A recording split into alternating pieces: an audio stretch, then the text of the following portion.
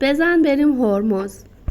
اول از همه یه بلیط لنج میگیریم که ما رو برسونه هرمز. قیمت برای هر نفر 250,000 تومان. وقتی رسیدیم هرمز اول از همه بازارچه قشنگش و دستفروشا رو میبینیم. برای اینکه بتونیم بریم لوکیشن های قشنگ رو ببینیم یا باید 3 چرخه که اسمش توک توک هستش یا موتور اجاره کنیم. این هم ساحل هرمز که از جزیره های دیگه میان برای دیدن هرمز.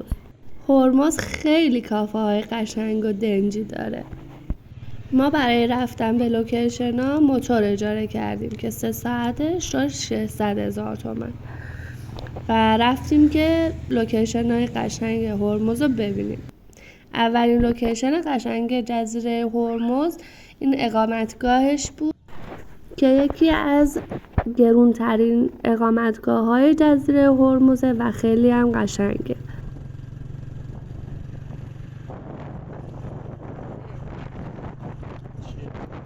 ما دنبال همین توک توک ها را می افتادیم و اونا هر جا وای می سادن ما هم وای می سادیم و جای قشنگش رو می دیدیم.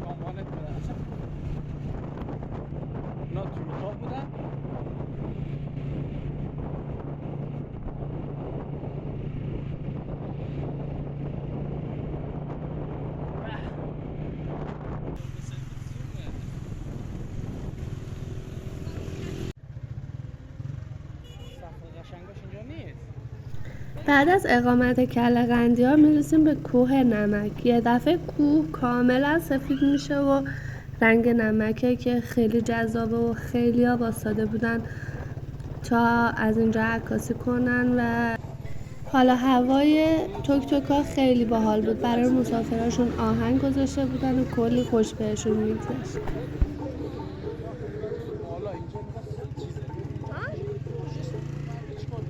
پشیمون میشی جست نگیری بخونی.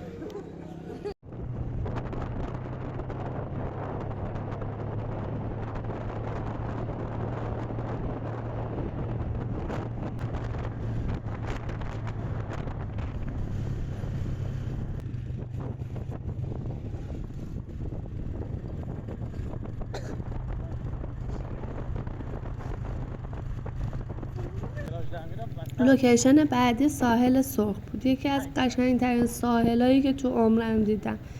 خاک این ساحل به رنگ قرمز بود که اگه بارون می اومد قشنگ انگار سیل خون را می افتاد. دنبال توک توک ها رفتیم تا ساحل سرخ رو ببینیم. رسیدیم به ساحل سرخ. خیلی قشنگ بود و همه از دیدن این همه زیبایی لذت می بردن. همه برای عکاسی وایستاده بودن و داشتن استراحت هم می کردن. توک توک ها آهنگ گذاشته بودن.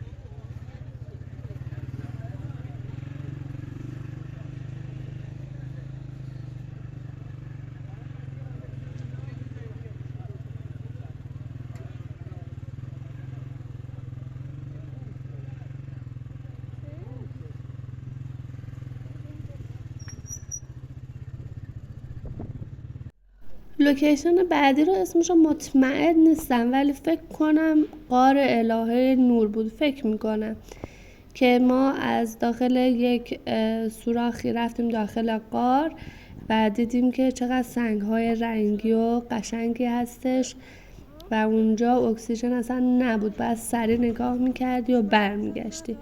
خیلی قشنگ بود. کسایی که میدونستن چرا قوه با خودشون آورده بودن و این همه زیبایی رو داشتن نگاه میکردن. رنگی رو نگاه میکردی داخلش هزاران رنگ بود که برق میزد و مثل اکلیر میمونست.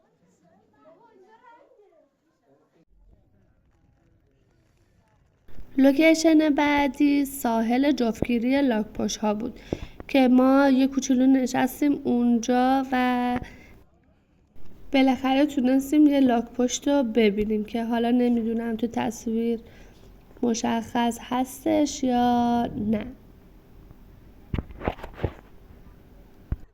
ساحل لاک‌پشت آخرین لوکیشنی بود که من ازش فیلم برداری کردم چون شارژ گوشیم هم تموم شده بود.